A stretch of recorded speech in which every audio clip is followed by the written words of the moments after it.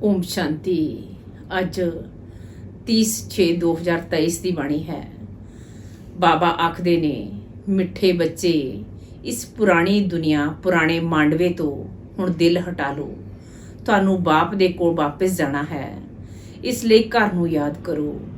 अज बाबा ने अपने बच्चों नू प्रश्न पूछया, अपनी अवस्था चंगी बनाउण दे लई किस गल दा बहुत बहुत ध्यान रखना चाहिए है। अज बाबा दा उत्तर है भोजन दा। ਸੈਂਸੀਬਲ ਬੱਚੇ ਆਪਣੇ ਹੱਥ ਨਾਲ ਯੋਗ ਵਿੱਚ ਰਹਿ ਕੇ ਭੋਜਨ ਬਣਾਉਣਗੇ ਅਤੇ ਖਾਣਗੇ। ਜੇਕਰ ਕੋਈ ਬਾਬਾ ਨੂੰ ਯਾਦ ਕਰ ਪ੍ਰੇਮ ਨਾਲ ਬੈਠ ਕੇ ਭੋਜਨ ਬਣਾਏ ਅਤੇ ਖਾਏ ਤਾਂ ਅਵਸਥਾ ਬਹੁਤ ਚੰਗੀ ਹੋ ਸਕਦੀ ਹੈ। ਬਾਬਾ ਦੀ ਯਾਦ ਵਿੱਚ ਭੋਜਨ ਬਣਾਓਗੇ ਤਾਂ ਬਾਬਾ ਦੀ ਵਾਸਨਾ ਲਵੋਗੇ। ਸੈਂਸੀਬਲ ਬੱਚਿਆਂ ਨੂੰ ਬਹੁਤ ਫੁਰਤ ਬਣਨਾ ਚਾਹੀਦਾ ਹੈ। हर तरह की सेवा अपने हाथ नाल करनी है। गीत है मुझको सहारा देने वाले तेरा शुक्रिया। ओम शांति। बच्चों प्रति बाप बैठ समझाते है। बच्चे जानते है असी आत्मावां परम पिता परमात्मा बाप कोलों सुन रही हाँ। अगे सतसंग विच तुसी इवें नहीं समझते सी कि असी आत्मावां परम पिता परमात्मा कोलों सुन रही हाँ। इत्थे बच्चे बाप दे ਅਤੇ ਬਾਪ ਬੱਚਿਆਂ ਦੇ ਸਮੁਖ ਹੈ। ਬਾਪ ਨਿਰਾਕਾਰ ਹੈ ਅਤੇ ਆਤਮਾ ਵੀ ਨਿਰਾਕਾਰ ਹੈ ਨਾ। ਕਿੰਨੇ ਢੇਰ ਦੇ ਢੇਰ ਬੱਚੇ ਹੈ, ਇਹ ਬਾਪ ਦੇ ਬਗੈਰ ਕੋਈ ਹੋਰ ਕਹਿ ਨਾ ਸਕੇ। ਜੋ ਬਾਪ ਦੇ ਸਮੁਖ ਬ੍ਰਾਹਮਣ ਬ੍ਰਾਹਮਣੀਆਂ ਹੈ ਉਹਨਾਂ ਨੂੰ ਹੀ ਬਾਪ ਬੈਠ ਸਮਝਾਉਂਦੇ ਹੈ। ਤੁਸੀਂ ਜਾਣਦੇ ਹੋ ਇਸ ਸਮੇਂ ਸਭ ਪਾਪ ਆਤਮਾਵਾਂ ਹੈ। ਇਹ ਕੋਈ ਪੁੰਨਿਆ ਆਤਮਾਵਾਂ ਦੀ ਦੁਨੀਆ ਨਹੀਂ ਹੈ। ਪੁੰਨਿਆ ਆਤਮਾਵਾਂ ਦੀ ਦੁਨੀਆ ਸਤਜੁਗ ਨੂੰ ਕਿਹਾ ਜਾਂਦਾ ਹੈ। ਹੁਣ ਤੁਸੀਂ ਬੱਚਿਆਂ ਨੂੰ ਬੇਹੱਦ ਦਾ ਬਾਪ ਰਾਜਯੋਗ ਸਿਖਲਾ ਰਹੇ ਹੈ।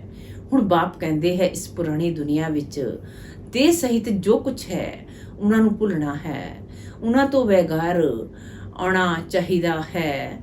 ਇਹ ਹੈ ਬੇਹੱਦ ਦਾ, ਉਹਨਾਂ ਤੋਂ ਵੈਰਾਗ ਆਉਣਾ ਚਾਹੀਦਾ ਹੈ। ਇਹ ਹੈ ਬੇਹੱਦ ਦਾ ਵੈਰਾਗ। ਤੁਹਾਨੂੰ ਕੋਈ ਜੰਗਲ ਵਿੱਚ ਨਹੀਂ ਜਾਣਾ ਹੈ, ਰਹਿਣਾ ਗ੍ਰਸਤ ਵਿਵਹਾਰ ਵਿੱਚ ਹੀ ਹੈ, ਪਰ ਇਸ ਪੁਰਾਣੀ ਦੁਨੀਆ ਨਾਲ ਦਿਲ ਨਹੀਂ ਲਗਾਣੀ ਹੈ। ਇਹ ਕਲਯੁਗ ਦਾ ਮਾਂਡਵਾ ਹੈ। ਇਸ ਮਾਂਡਵੇ ਵਿੱਚ ਜਦੋਂ ਸਤਯੁਗ ਸੀ ਤਾਂ ਦੇਵੀ ਦੇਵਤਾਂ ਦਾ ਰਾਜ ਸੀ, ਉਹਨਾਂ ਦਾ ਪਾਠ ਵੱਜਦਾ ਸੀ। ਹੁਣ ਇਹ ਮਾਂਡਵਾ ਪੁਰਾਣਾ ਹੋ ਗਿਆ ਹੈ। ਪੁੰਨਿਆ ਆਤਮਾਵਾਂ ਦੀ ਦੁਨੀਆ ਸਤਯੁਗ ਨੂੰ ਕਿਹਾ ਜਾਂਦਾ ਹੈ। ਹੁਣ ਤੁਸੀਂ ਇਹਨਾਂ ਅੱਖਾਂ ਨਾਲ ਜੋ ਕੁਝ ਵੀ ਵੇਖਦੇ ਹੋ ਉਹ ਪੁਰਾਣੀ ਚੀਜ਼ ਹੀ ਹੈ। ਇਹ 84 ਜਨਮ ਪੂਰੇ ਕਰਨੇ ਹੈ ਤਾਂ ਇਸ ਪੁਰਾਣੀ ਦੁਨੀਆ ਨਾਲ ਦਿਲ ਨਹੀਂ ਲਗਾਣੀ ਹੈ। ਦਿਲ ਲਗਾਣੀ ਹੈ ਨਈ ਦੁਨੀਆ ਨਾਲ। ਹੁਣ ਤਾਂ ਇਹ ਪੁਰਾਣਾ ਸਰੀਰ ਛੱਡ ਕੇ ਸਾਨੂੰ ਵਾਪਸ ਜਾਣਾ ਹੈ। ਖੁਸ਼ੀ ਰਹਿਣੀ ਚਾਹੀਦੀ ਹੈ। ਬਾਬਾ ਸਾਨੂੰ ਫਿਰ ਤੋਂ ਵਾਪਸ ਲੈ ਜਾਣ ਆਏ ਹੈ। ਫਿਰ ਤੋਂ ਸਾਨੂੰ ਸਵਰਗ ਵਿੱਚ ਜਾ ਕੇ ਪਾਠ ਵਜਾਉਣਾ ਹੈ। ਕੋਈ ਗ੍ਰਸਤ ਵਿਵਹਾਰ ਵਿੱਚ ਮਮਤਾ ਮਿਟਾ ਦੇਣਾ ਚਾਹੀਦਾ ਹੈ। ਪੁਰਾਣੀ ਦੁਨੀਆ ਨੂੰ ਕਬਰ ਦਾਖਲ ਬਣਨਾ ਹੀ ਹੈ।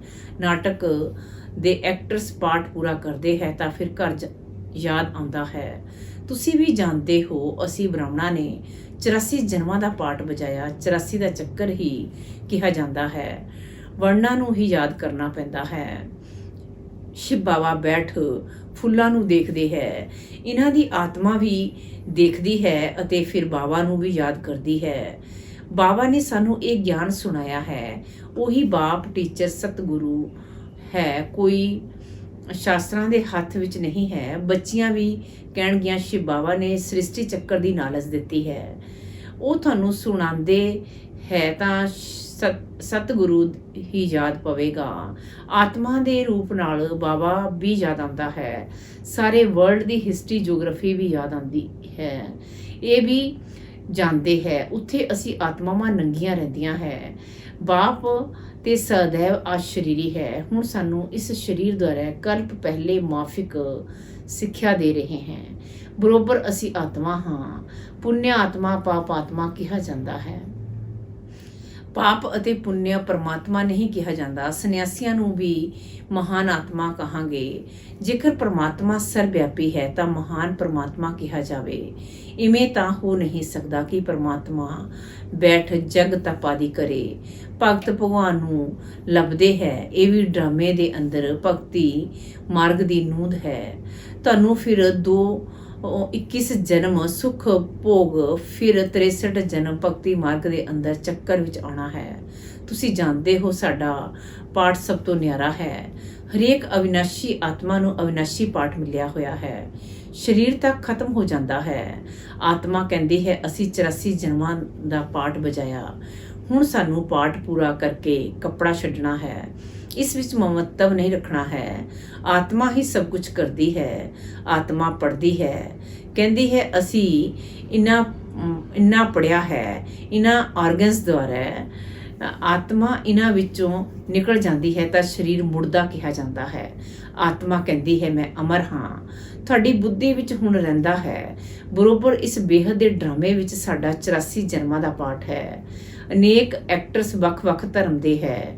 ਭਾਰਤ ਦੀ ਬੜੀ ਭਾਰੀ ਮਹਿਮਾ ਹੈ। ਕ੍ਰਿਸਚਨ ਲੋਕਾਂ ਨੂੰ ਵੀ ਭਾਰਤ ਦੇ ਲਈ ਰਿਗਾਰਡ ਹੈ। ਸਮਝਦੇ ਹੈ ਭਾਰਤ ਹੀ ਪ੍ਰਾਚੀਨ ਹੈ। ਉਸ ਸਮੇਂ ਕ੍ਰਿਸਚਨ ਨਹੀਂ ਹੈ, ਪਰ ਉਹ ਸਿਰਫ ਕਹਿਣ ਮਾਤਰ ਕਹਿ ਦਿੰਦੇ ਹੈ ਕਿ ਭਾਰਤ ਪ੍ਰਾਚੀਨ ਸੀ, ਜਾਣਦੇ ਨਹੀਂ ਹੈ। ਉੱਥੇ ਦੇ ਦੇਵੀ ਦੇਵਤਾਂ ਦਾ ਰਾਜ ਸੀ, ਜਿਸ ਨੂੰ ਭਗਤੀ ਭਗਵਾਨ ਕਹਿੰਦੇ ਹੈ। ਗੋਡ ਕ੍ਰਿਸਚਨ ਨਹੀਂ, ਲਾਰਡ ਕ੍ਰਿਸ਼ਨਾ ਕਹਿੰਦੇ ਹੈ। ਸ਼੍ਰੀ ਕ੍ਰਿਸ਼ਨ ਦੇ ਅਤੇ ਦੇਵਤਾਂ ਦੇ ਬਹੁਤ ਪੁਰਾਣੇ ਚਿੱਤਰ ਮੰਗਦੇ ਹੈ, ਕਿਉਂਕਿ ਫਿਰ ਵੀ ਸਭ ਤੋਂ ਵੱਡੇ ਹੈ ਦੇਵੀ ਦੇਵਤਾ। ਭਾਰਤ ਦੀ ਬੜੀ ਮਹਿਮਾ ਹੈ। ਗੀਤਾ ਵਿੱਚ ਜੇਕਰ ਨਾਮ ਨਾ ਬਦਲਦੇ ਤਾਂ ਸਭ ਜਾਣਦੇ ਕਿ ਅਸੀਂ ਮਨੁੱਖ ਆਤਮਾ ਦੇ ਬਾਪ ਦਾ ਇਹ ਭਾਰਤ ਖੰਡ ਜਨਮ ਸਥਾਨ ਹੈ। ਸ਼ਿਵ ਦੇ ਮੰਦਿਰ ਤਾਂ ਜਿੱਥੇ ਕਿੱਥੇ ਹੈ। ਪਾਤਿਤ ਪਾਵਨ ਬਾਪ ਪਾਤਿਤ ਦੁਨੀਆ ਵਿੱਚ ਹੀ ਆ ਕੇ ਸਭ ਨੂੰ ਪਾਵਨ ਬਣਾਉਂਦੇ ਹੈ। ਤਾਂ ਉੱਚਾ ਹੋਇਆ ਨਾ, ਮਹਿਮਾ ਵੀ ਹੁੰਦੀ ਹੈ ਸ਼ਿਵਾਏ ਨਮਾ। ਤੁਸੀਂ ਮਾਤ ਪਿਤਾ, ਅਸੀਂ ਬਾਲਕ ਤੇਰੇ। ਤੁਸੀਂ ਗਿਆਨ ਦੇ ਸਾਗਰ ਹੈ। ਤੁਹਾਡੀ ਗਤ ਮਤ ਨਿਆਰੀ ਹੈ। ਤੁਹਾਡੀ ਮਹਿਮਾ ਅਪਰੰਪਾਰ ਹੈ।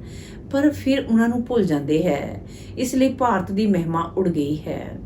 ਹੁਣ ਬੱਚੇ ਬਾਹਰ ਵਲਾਇਤ ਵਿੱਚ ਜਾਣਗੇ ਤਾਂ ਉਹਨਾਂ ਨੂੰ ਸਮਝਾਉਣਾ ਹੈ ਸਭ ਆਤਮਾਵਾਂ ਦਾ ਬਾਪ ਉਹ ਨਿਰਾਕਾਰ ਹੈ। ਤੁਸੀਂ ਗੋਡ ਫਾਦਰ ਨੂੰ ਪੁਕਾਰਦੇ ਹੋ, ਪਰ ਉਹ ਕਦੋਂ ਆਉਂਦਾ ਹੈ ਇਹ ਪਤਾ ਨਹੀਂ ਹੈ। ਉਹ ਯੂਰਪ ਵਾਸੀ ਜਾਦਵ ਵੀ ਜਾਣਦੇ ਹੈ। ਅਸੀਂ ਇਹ ਜੋ ਮੁਸਲ ਬਣਵਾਏ ਹੈ, ਇਹਨਾਂ ਨਾਲ ਜ਼ਰੂਰ ਆਪਣੇ ਕੁਲ ਦਾ ਵਿਨਾਸ਼ ਕਰਨਗੇ। ਮਹਾਭਾਰਤ ਦੀ ਲੜਾਈ ਮਸ਼ਹੂਰ ਹੈ। ਸਾਹਮਣੇ ਮੌਤ ਖੜਾ ਹੈ। ਭਾਰਤ ਪ੍ਰਾਚੀਨ ਹੈ ਤਾਂ ਉਸ ਦੇ ਮਦਦਗਾਰ ਵੀ ਬਹੁਤ ਬੰਦੇ ਹੈ। ਸਮਝਦੇ ਹੈ ਭਾਰਤ ਬਹੁਤ ਧਨਵਾਨ ਸੀ।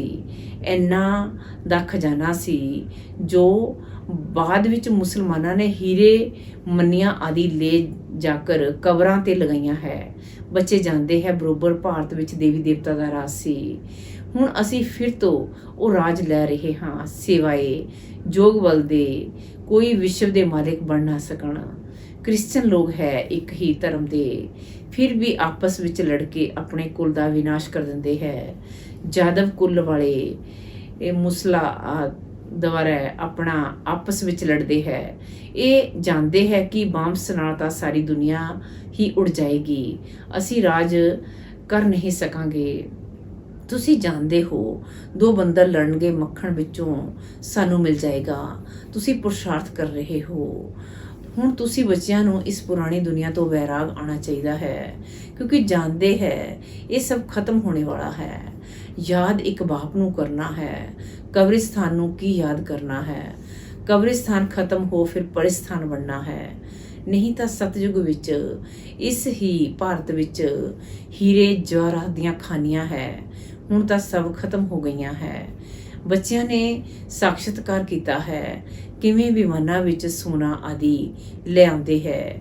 ਉਹ ਸ੍ਰਿਸ਼ਟੀ ਹੀ ਨਵੀਂ ਬਣ ਜਾਏਗੀ। ਉੱਥੋਂ ਕਿੰਨੇ ਚੰਗੇ ਚੰਗੇ ਫਲ ਫੁੱਲ ਹੁੰਦੇ ਹੈ। ਹਰ ਚੀਜ਼ ਉੱਥੇ ਵਧੀਆ ਹੁੰਦੀ ਹੈ। ਗੰਦ ਕਰਨ ਜਾਂ ਦੁੱਖ ਦੇਣ ਵਾਲੀ ਕੋਈ ਚੀਜ਼ ਹੁੰਦੀ ਹੀ ਨਹੀਂ। ਇਸ ਲਈ ਉਹਨਾਂ ਨੂੰ ਸਵਰਗ ਕਿਹਾ ਜਾਂਦਾ ਹੈ। ਤਾਂ ਹੁਣ ਇੱਕ ਹੀ ਸਾਜਨ ਸਭ ਸਜਣੀਆਂ ਨੂੰ ਲੈ ਜਾਣ ਆਏ ਹੈ। ਸਰੀਰ ਦੇ ਸਭ ਦੇ ਹੀ ਖਲਾਸ ਹੋ ਜਾਣਗੇ। ਇਹ ਹੋਲਿਕਾ ਆਦਿ ਸਭ ਇੱਥੋਂ ਦੇ ਉਤਸਵ ਹੈ, ਪਰ ਉਹਨਾਂ ਦੇ ਮਹੱਤਵ ਦਾ ਪੂਰਾ ਕਿਸੇ ਨੂੰ ਪਤਾ ਨਹੀਂ ਹੈ। ਰਕਸ਼ਾ ਬੰਧਨ ਦਾ ਵੀ ਉਤਸਵ ਹੈ। ਰਾਵਣ ਨੂੰ ਸਾੜਨ ਦਾ ਵੀ ਉਤਸਵ ਹੈ। ਬਾਬਾ ਨੇ ਸਮਝਾਇਆ ਹੈ ਸਾਰੀ ਸ੍ਰਿਸ਼ਟੀ ਤੇ ਇਸ ਸਮੇਂ ਰਾਵਣ ਦਾ ਘਰ ਹੈ। ਸਭ ਸ਼ੋਕ ਵਾਟਿਕਾ ਵਿੱਚ ਹੈ। ਕਿੰਨੇ ਦੁਖੀ ਹੈ। ਤਾਂ ਸਭ ਤੋਂ ਮਹੱਤਵ ਮਿਟਾ ਦੇਣਾ ਚਾਹੀਦਾ ਹੈ। ਹੁਣ ਅਸੀਂ ਵਾਪਿਸ ਘਰ ਜਾ ਰਹੇ ਹਾਂ, ਘਰ ਨੂੰ ਹੀ ਯਾਦ ਕਰਨਾ ਹੈ। ਸਤਯੁਗ ਵਿੱਚ ਜਦੋਂ ਸਰੀਰ ਬੁੱਢਾ ਹੋਵੇਗਾ ਉਦੋਂ ਸਮਝਣਗੇ ਇਹ ਪੁਰਾਣਾ ਸਰੀਰ ਛੱਡ ਨਵਾਂ ਲੈਂਦੇ ਹਾਂ। ਹੁਣ ਤੁਸੀਂ ਸਮਝਦੇ ਹੋ ਸਾਨੂੰ ਵਾਪਿਸ ਜਾਣਾ ਹੈ, ਇਸ ਲਈ ਦੇਹ ਅਭਿਮਾਨ ਨੂੰ ਛੱਡਣਾ ਹੈ। ਦੁਨੀਆ ਇਹਨਾਂ ਗੱਲਾਂ ਨੂੰ ਨਹੀਂ ਜਾਣਦੀ ਹੈ। ਕਹਿ ਦਿੰਦੇ ਹੈ ਆਤਮਾ ਸੋ ਪਰਮਾਤਮਾ, ਪਰਮਾਤਮਾ ਸੋ ਆਤਮਾ। ਬਾਪ ਸਮਝਾਉਂਦੇ ਹੈ ਇਹ ਝੂਠ ਹੈ। ਜੇਕਰ ਭਗਤ ਹੀ ਭਗਵਾਨ ਹੈ ਤਾਂ ਫਿਰ ਭਗਵਾਨ ਨੂੰ ਯਾਦ ਕਿਉਂ ਕਰਦੇ ਹੋ? ਪਤਿਤ ਪਾਵਨ ਤੇ ਇੱਕ ਨਿਰਾਕਾਰ ਬਾਪ ਗਾਇਆ ਹੋਇਆ ਹੈ। ਕਹਿੰਦੇ ਹੈ ਸਾਨੂੰ ਪਤਿਤ ਦੁਨੀਆ ਵਿੱਚ ਹੀ ਆਉਣਾ ਪੈਂਦਾ ਹੈ, ਫਿਰ ਇਹਨਾਂ ਨੂੰ ਅਤੇ ਤੁਸੀਂ ਬੱਚਿਆਂ ਨੂੰ ਪਾਵਨ ਬਣਾਉਂਦਾ ਹਾਂ, ਫਿਰ ਸਾਰੀ ਦੁਨੀਆ ਨੂੰ ਪਾਵਨ ਬਣਾ ਕੇ ਵਾਪਿਸ ਲੈ ਜਾਂਦਾ ਹਾਂ। ਉੱਥੇ ਪਰਮਧਾਮ ਵਿੱਚ ਸਾਰੀ ਆਤਮਾ ਪਵਿੱਤਰ ਹੀ ਰਹਿੰਦੀਆਂ ਹੈ। ਫਿਰ ਇੱਥੇ ਸਤੋ ਰਜੋ ਤਮੋ ਵਿੱਚ ਪਾਸ ਕਰ ਅੰਤ ਵਿੱਚ ਪਤਿਤ ਬਣ ਜਾਂਦੀਆਂ ਹੈ। ਇਹ ਹੈ ਪੱਕਾ ਅੰਤਿਮ ਜਨਮ। ਲక్ష్ਮੀ ਨਾਰਾਇਣ ਹੀ ਵੀ ਹੁਣ ਅੰਤਿਮ ਜਨਮ ਵਿੱਚ ਹੈ। ਪਤਿਤ ਪਾਵਨ ਇੱਕ ਹੀ ਬਾਪ ਹੈ। ਇਸ ਸ੍ਰਿਸ਼ਟੀ ਚੱਕਰ ਨੂੰ ਸਮਝਣਾ ਬਹੁਤ ਸਹਿਜ ਹੈ। ਮਾਤਾ ਵੀ ਇਸ ਗੋਲੇ ਦੇ ਇਹ ਚੰਗੀ ਤਰ੍ਹਾਂ ਸਮਝਾ ਸਕਦੀਆਂ ਹੈ। ਇਸ ਵਿੱਚ ਸਿਰਫ ਬੁੱਧੀ ਦੀ ਸਮਝ ਚਾਹੀਦੀ ਹੈ। ਚਿੱਤਰਾਂ ਤੇ ਸਮਝਾਉਣਾ ਬਹੁਤ ਸਹਿਜ ਹੈ। ਬਾਪ ਬਿਨਾਂ ਇਹ ਨਾਲੇਜ ਕੋਈ ਸਮਝਾ ਨਹੀਂ ਸਕਦਾ। ਹੋਰ ਕਿਸੇ ਕੋਲ ਇਹ ਚਿੱਤਰ ਨਹੀਂ ਹੈ। ਇਹਨਾਂ ਚਿੱਤਰਾਂ ਦਾ ਬਹੁਤ ਬਹੁਤ ਮਾਣ ਹੋਵੇਗਾ। ਬਾਬਾ ਕਹਿੰਦੇ ਹੈ ਜੋ ਪੜ੍ਹੇ ਲਿਖੇ ਹੈ ਉਹਨਾਂ ਦਾ ਇਹ ਝਾੜ ਤ੍ਰਿਮੂਰਤੀ ਦਾ ਚਿੱਤਰ ਭੇਜੋ, ਵਿਲਾਇਤ ਵਿੱਚ ਵੀ ਭੇਜ ਦੇਵੋ। ਇਸ ਵਿੱਚ ਫਸਟ ਕਲਾਸ ਸਰਵਿਸ ਹੋ ਸਕਦੀ ਹੈ। ਰੂਬਰੂ ਜਾ ਕੇ ਸਮਝ ਸਕਦੇ ਹੈ। ਇਹ ਵੀ ਨੌਲੇਜ ਹੈ ਨਾ, ਕਾਲਜ ਵਿੱਚ ਇਹ ਹੋਣੀ ਚਾਹੀਦੀ ਹੈ ਤਾਂ ਉਹਨਾਂ ਨੂੰ ਬੇਹੱਦ ਦੀ ਹਿਸਟਰੀ ਜੀਓਗ੍ਰਾਫੀ ਦੀ ਨੌਲੇਜ ਮਿਲੇ। ਜੋ ਬ੍ਰਾਹਮਣ ਕੁਲ ਦੇ ਹੋਣਗੇ ਉਹਨਾਂ ਨੂੰ ਤੀਰ ਲੱਗ ਜਾਏਗਾ। ਵੱਖ-ਵੱਖ ਤਰ੍ਹਾਂ ਦੇ ਡਾਇਰੈਕਸ਼ਨ ਬਾਵਾ ਦਿੰਦੇ ਰਹਿੰਦੇ ਹੈ। ਬੱਚਿਆਂ ਨੂੰ ਵੀ ਜੋਸ਼ ਆਉਂਦਾ ਹੈ। ਫਿਰ ਠੰਡੇ ਸੋਡਾ ਵਾਟਰ ਹੋ ਜਾਂਦੇ ਹੈ। ਵੱਡੀਆਂ ਵੱਡੀਆਂ ਯੂਨੀਵਰਸਿਟੀਆਂ ਵਿੱਚ ਇਹ ਚਿੱਤਰ ਦੇਵੋ। ਚਿੱਤਰ ਜਾਣਗੇ ਤਾਂ ਹੀ ਤੇ ਕਿਸੇ ਨੂੰ ਤੀਰ ਲੱਗੇਗਾ ਨਾ। ਵਿਲਾਇਤ ਵਿੱਚ ਵੱਡੇ ਵੱਡੇ ਆਦਮੀਆਂ ਨੂੰ ਫ੍ਰੀ ਦੇਵੋ। ਬੇਹੱਦ ਦਾ ਬਾਪ ਕਹਿੰਦਾ ਹੈ ਤੁਸੀਂ ਫ੍ਰੀ ਦੇ ਸਕਦੇ ਹੋ, ਪਰ ਇਵੇਂ ਨਹੀਂ। ਟ੍ਰੈਮ ਅਤੇ ਬੱਸ ਵਿੱਚ ਜੋ ਮਿਲੇ ਉਹਨਾਂ ਨੂੰ ਦਿੰਦੇ ਰਹੋ। ਲਾਇਕ ਵੀ ਦੇਖਣਾ ਹੈ। ਇਹਨਾਂ ਵਿੱਚ ਬੜੀ ਵਧੀਆ ਨੌਲੇਜ ਹੈ। ਵੱਡੀ ਵੱਡੀ ਦੁਕਾਨਾਂ ਤੇ ਵੀ ਦੇ ਸਕਦੇ ਹੋ। ਮਿਹਨਤ ਕਰਨੀ ਚਾਹੀਦੀ ਹੈ। ਸਰਵਿਸੇਬਲ ਬੱਚੇ ਸਰਵਿਸ ਕਰ ਸਕਦੇ ਹੈ। ਹਰੇਕ ਨੂੰ ਆਪਣੀ ਆਪਣੀ ਸਰਵਿਸ ਹੈ। ਮਾਤਾਵਾਂ ਨੂੰ ਘਰ ਦੀ ਵੀ ਸਰਵਿਸ ਕਰਨੀ ਹੈ। ਚਿੱਤਰ ਉਠਾ ਕੇ ਪਿਆਰ ਨਾਲ ਬੈਠ ਸਮਝਾਓ। ਛੋਟੇ ਛੋਟੇ ਬੱਚਿਆਂ ਨੂੰ ਚਿੱਤਰਾਂ ਤੇ ਦੱਸਿਆ ਜਾਂਦਾ ਹੈ। ਕੋਈ 4 ਮਹੀਨੇ ਦਾ ਬੱਚਾ ਹੈ, ਕੋਈ 6 ਮਹੀਨੇ ਦਾ, ਕੋਈ 2 ਮਹੀਨੇ ਦਾ। ਹੁਣ ਤੁਹਾਡੀ ਬੁੱਧੀ ਵਿੱਚ ਹੈ ਕਿ 84 ਜਨਮ ਕਿਵੇਂ ਲੈਂਦੇ ਹਾਂ। ਹੁਣ ਬ੍ਰਾਹਮਣ ਬਣੇ ਹਾਂ, ਫਿਰ ਦੇਵਤਾ, ਫਿਰ ਛਤਰੀ। ਇਵੇਂ ਆਪਣੇ ਨਾਲ ਗੱਲਾਂ ਕਰਨੀਆਂ ਚਾਹੀਦੀਆਂ ਹੈ। ਤੁਸੀਂ ਪਰਲੌਕਿਕ ਬਾਪ ਨਾਲ ਗੱਲਾਂ ਕਰਨ ਵਾਲੇ ਹੋ। ਇਹ ਵਿਚਾਰ ਸਾਗਰ ਮੰਥਨ ਕਰਨਾ। ਜਿੰਨਾ ਸਰਵਿਸ ਕਰੋਗੇ ਉਨਾ ਇਜ਼ਾਫਾ ਮਿਲੇਗਾ। ਤੁਸੀਂ ਗੌਡਲੀ ਸਰਵਿਸ ਤੇ ਹੋ। ਬਾਬਾ ਕਹਿੰਦੇ ਹੈ ਭਾਵੇਂ ਗ੍ਰਹਸਥ ਵਿਵਹਾਰ ਦੀ ਸੰਭਾਲ ਕਰੋ, 8 ਘੰਟਾ ਇਸ ਸਰਵਿਸ ਤੇ ਲਗਾਓ, ਤੁਹਾਨੂੰ ਬੇਹੱਦ ਦਾ ਖਜ਼ਾਨਾ ਮਿਲਦਾ ਹੈ। ਸਾਰੇ ਦਿਨ ਬੁੱਧੀ ਵਿੱਚ ਇਹ ਸੁਦਰਸ਼ਨ ਚੱਕਰ ਫਿਰਨਾ ਚਾਹੀਦਾ ਹੈ। 84 ਦਾ ਚੱਕਰ ਯਾਦ ਆਉਣਾ ਚਾਹੀਦਾ ਹੈ। ਇਹ ਵੀ ਭੁੱਲ ਕਿਵੇਂ ਜਾਂਦੇ ਹੈ। ਜਿੰਨਾ ਸਿਮਰਨ ਕਰੋਗੇ ਉਨਾ ਬਾਪ ਦੇ ਗਲੇ ਦਾ ਹਾਰ ਬਣੋਗੇ, ਫਿਰ ਵਿਸ਼ਨੂੰ ਦੇ ਗਲੇ ਦਾ ਹਾਰ ਬਣੋਗੇ। ਘੜੀ ਘੜੀ ਬੱਚਿਆਂ ਨੂੰ ਸਮਝਾਇਆ ਜਾਂਦਾ ਹੈ। ਇੱਥੇ ਧਾਰਨਾ ਚੰਗੀ ਹੋਵੇਗੀ ਕਿਉਂਕਿ ਕੋਈ ਮਿੱਤਰ ਸੰਬੰਧੀ ਆਦਿ ਤਾਂ ਹੈ ਨਹੀਂ। ਸਰਵਿਸੇਬਲ ਉਹ ਹੈ ਜੋ ਸਾਰਾ ਦਿਨ ਸਰਵਿਸ ਵਿੱਚ ਲੱਗੇ ਰਹਿਣ। ਬਾਬਾ ਦੀ ਮੁਰਲੀ ਸੁਣਨ, ਰਿਪੀਟ ਕਰਨ, ਨੋਟ ਕਰਨ। ਟੀਚਰ ਸਮਝਾਉਂਦੇ ਹੈ ਸਾਡੇ ਸਕੂਲ ਵਿੱਚ ਬਹੁਤ ਪਾਸ ਹੋ ਨਿਕਲਣ ਤਾਂ ਗਵਰਨਮੈਂਟ ਇਜ਼ਾਫਾ ਦੇਵੇਗੀ। ਤੁਹਾਨੂੰ ਬ੍ਰਾਹਮਣਾਂ ਨੂੰ ਵੀ ਇਵੇਂ ਰਹਿਣਾ ਚਾਹੀਦਾ ਹੈ। ਅਸੀਂ ਝੁੰਡ ਦੇ ਝੁੰਡ ਚੰਗਾ ਤਿਆਰ ਕਰ ਬਾਬਾ ਦੇ ਕੋਲ ਲੈ ਜਾਈਏ। ਇਸ ਨੂੰ ਕਹਾਂਗੇ ਸਰਵਿਸੇਬਲ। ਜੇਕਰ ਕੋਈ ਮਿਹਨਤ ਨਹੀਂ ਕਰਦਾ ਤੇ ਰਿਪੋਰਟ ਆਉਂਦੀ ਹੈ ਆਰਾਮ ਤੇ ਹਰਾਮ ਹੈ। ਟੀਚਰ ਇਵੇਂ ਦਾ ਫੁਰਤ ਹੋਣਾ ਚਾਹੀਦਾ ਹੈ ਜੋ 100% ਸੰਭਾਲੇ, ਇੱਧਰ ਉੱਧਰ ਭੱਜਦਾ ਰਹੇ। 5-6 ਘੰਟੇ ਨੀਂਦ ਕਾਫੀ ਹੈ। ਬਾਕੀ ਮਿਹਨਤ ਕਰਨੀ ਚਾਹੀਦੀ ਹੈ। ਚੰਗੇ ਸਰਵਿਸੇਬਲ ਬੱਚੇ ਕੋਸ਼ਿਸ਼ ਕਰ ਭੋਜਨ ਵੀ ਆਪਣੇ ਹੱਥ ਨਾਲ ਬਣਾਉਣਗੇ।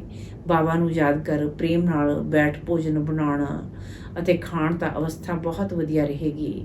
ਬਾਬਾ ਵੀ ਚਾਹੁੰਦੇ ਹੈ ਆਪਣੇ ਹੱਥ ਨਾਲ ਬਣਾਉਣਾ। ਬਾਪ ਨੂੰ ਯਾਦ ਕਰਕੇ ਬਣਾਉਣਗੇ ਤਾਂ ਬਾਬਾ ਨੂੰ ਵੀ ਵਾਸਨਾ ਮਿਲੇਗੀ।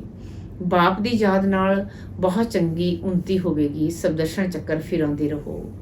ਅੱਛਾ, ਮਿੱਠੇ ਮਿੱਠੇ ਸਿਕਿਲ ਦੇ ਬੱਚਿਆਂ ਪ੍ਰਤੀ ਮਾਤਾ ਪਿਤਾ ਬਾਪ ਦਾਦਾ ਦਾ ਯਾਦ ਪਿਆਰ ਅਤੇ ਗੁੱਡ ਮਾਰਨਿੰਗ। ਰੂਹਾਨੀ ਬਾਪ ਦੀ ਰੂਹਾਨੀ ਬੱਚਿਆਂ ਨੂੰ ਨਮਸਤੇ।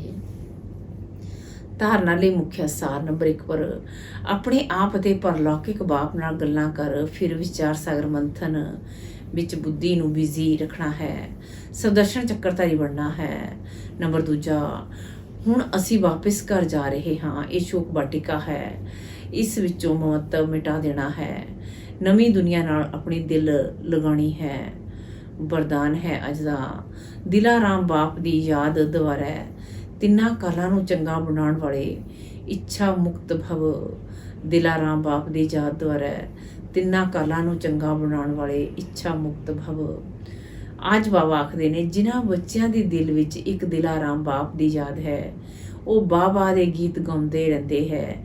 ਉਹਨਾਂ ਦੇ ਮਨ ਵਿੱਚ ਸੁਪਨੇ ਵਿੱਚ ਵੀ ਹਾਏ ਸ਼ਬਦ ਨਹੀਂ ਨਿਕਲ ਸਕਦਾ, ਕਿਉਂਕਿ ਜੋ ਹੋਇਆ ਉਹ ਵੀ ਵਾਹ, ਜੋ ਹੋ ਰਿਹਾ ਹੈ ਉਹ ਵੀ ਵਾਹ ਅਤੇ ਜੋ ਹੋਣਾ ਹੈ ਉਹ ਵੀ ਵਾਹ। ਤਿੰਨੋਂ ਹੀ ਕਾਲ ਵਾਹ ਵਾਹ ਹੈ। ਮਤਲਬ ਚੰਗੇ ਤੇ ਚੰਗਾ ਹੈ। ਜਿੱਥੇ ਸਭ ਚੰਗਾ ਹੈ ਉੱਥੇ ਕੋਈ ਇੱਛਾ ਪੈਦਾ ਨਹੀਂ ਹੈ। ਇੱਛਾ ਪੈਦਾ ਨਹੀਂ ਹੋ ਸਕਦੀ, ਕਿਉਂਕਿ ਚੰਗਾ ਉਦੋਂ ਕਹਾਂਗੇ ਜਦੋਂ ਸਭ ਪ੍ਰਾਪਤੀਆਂ ਹੈ। ਪ੍ਰਾਪਤੀ ਸੰਪੰਨ ਬਣਨਾ ਹੀ ਇੱਛਾ ਮੁਕਤ ਬਣਨਾ ਹੈ। ਸਲੋਗਨ ਅੱਜ ਦਾ। ਸੰਸਕਾਰਾਂ ਨੂੰ ਅਜਿਹਾ ਸ਼ੀਤਲ ਬਣਾ ਲਓ ਜੋ ਜੋਸ਼ ਅਤੇ ਰੋਹ ਦੇ ਸੰਸਕਾਰ ਇਮਰਜ ਨਾ ਹੋਣ।